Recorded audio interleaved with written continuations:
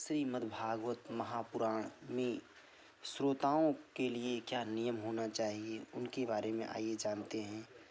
श्रोता प्रतिदिन एक बार हविष्यान्न भोजन करे, पतित दुर्जन आदि का संग तो दूर रहा, उनसे वार्तालाप भी ना करे, मतलब उनसे बात भी ना करे। ब्रह्मचर्य पालन, भूमि शयन, नीचे आसन बिछाकर या तख्त पर सोना चाहिए। सभी श्रोताओं के लिए भूमि पर सोने के लिए या तख्त पर सोएं, ऐसा अनिवार्य है। एकाग्रचित होकर कथा सुननी चाहिए।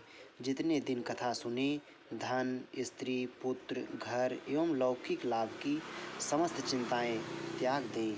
मल मूत्र पर काबू रखने के लिए हल्का आहार सुखद होता है।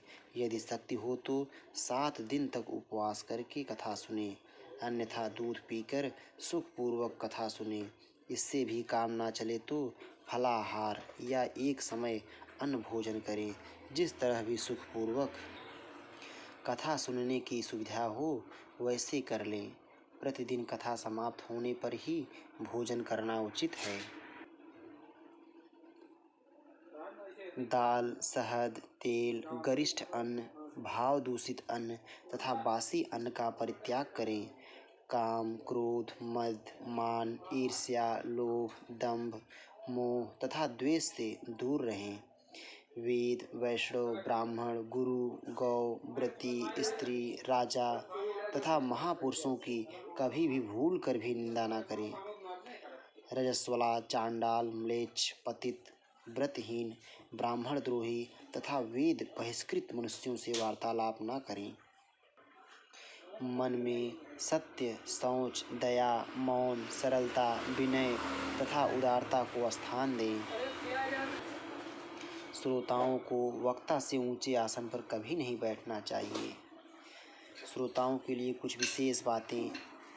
प्रत्येक स्कंध की समाप्ति होने पर चंदन, पुष्प, नैवेद्य आदि से पुस्तक की पूजा करके आरती उतारनी चाहिए। सुखदेव जी के आगमन तथा श्री कृष्ण के प्राकट्य का प्रसंग आने पर भी आरती करनी चाहिए। 12वें स्कंध की समाप्ति होने पर पुस्तक और वक्ता का भक्तिपूर्वक पूजा करना चाहिए। वक्ता गृहस्थ हो तो उन्हें अपनी शक्ति के अनुसार उदारतापूर्वक वस्त्राभूषण तथा नगद रुपए भेंट देने चाहिए। मृदंग आदि बजाकर जोर जोर से कीर्तन करना चाहिए। जय जयकार, नमस्कार और शंखनाद करने चाहिए। ब्राह्मणों और याचकों को अन्न एवं धन देना चाहिए।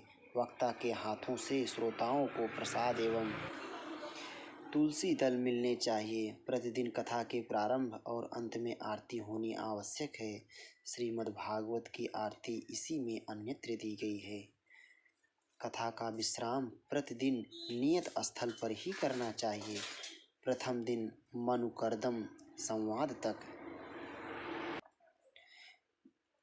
दूसरे दिन भरत चरित्र तक, तीसरे दिन 7वें स्कंध की समाप्ति तक, चौथे दिन श्री कृष्ण के प्राकट्य तक, 5वें दिन रुक्मिणी विवाह तक और छठे दिन हंसोपाख्यान की कथा बाँचकर 7वें दिन अवशिष्ट भाग को पूर्ण कर देना चाहिए।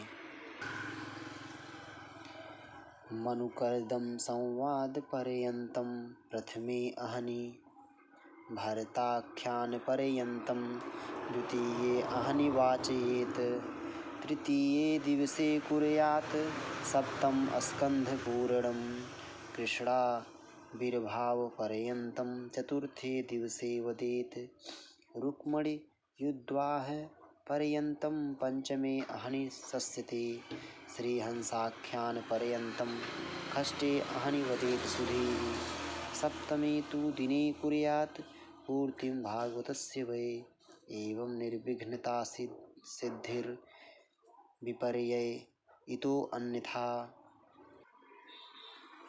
स्कंध के आदि और अंतिम श्लोकों को कई बार उच्च स्वर से पढ़ना चाहिए। कथा समाप्ति के दूसरे दिन वहां स्थापित हुए संपूर्ण देवताओं का पूजन करके हवन की वेदी पर पंचभूत संस्कार, अग्नि स्थापन एवं पुष्कंडिका करें। फिर विधि पूर्वक वृत्त ब्राह्मणों द्वारा हवन तर्पण एवं मार्जन कराकर श्रीमद्भागवत की शोभा यात्रा निकालें और ब्राह्मण भोजन कराएं। मधु मिश्रित खीर और तिल आदि से भागवत के श्लोकों का दशांश अर्थात 1800 आहुति देनी चाहिए। खीर के अभाव में तिल, चावल, जौ, मेवा, शुद्ध घी और चीनी को मिलाकर हवनीय पदार्थ तैयार कर लेना चाहिए। इसमें सुगंधित पदार्थ कपूर, काचरी, नागरमोथा, छड़छड़ीला, अगर तगर, चंदनपूर्ण आदि भी मिलाने चाहिए। पूर्वोक्त 1800 आहुति गायत्री मंत्र अथवा दशम स्कंध के प्रति श्लोक से देनी चाहिए। हवन के अंत में दिक्पाल आदि के लिए बलि, क्षेत्रपाल पूजन, छाया पात्र दान, हवन का दशांश तर्पण एवं तर्पण का दशांश मार्जन करना चाहिए। फिर आरती के पश्चात किसी नदी, सरोवर या कूपादि पर जाकर अवभृत स्नान या ज्ञात स्नान भी करना चाहिए। इसके लिए समूह के साथ शोभा यात्रा निकालकर गाजे बाजे के साथ कीर्तन करते हुए जाना चाहिए। यजमान श्रीमद्भागवत ग्रंथ को अपने मस्तक पर रखकर उसकी शोभा यात्रा निकालें, जिसमें वक्ता तथा सब श्रोता सम्मिलित हों। हर कीर्तन होता चले, भागवत ग्रंथ पर चमर डुलते रहें, घड़ियाल, घंटा, झांझ, शंख आदि बाजे बजते रहें। जो पूर्ण हवन करने में असमर्थ हो वह यथाशक्ति हवनीय पदार्थ दान करे।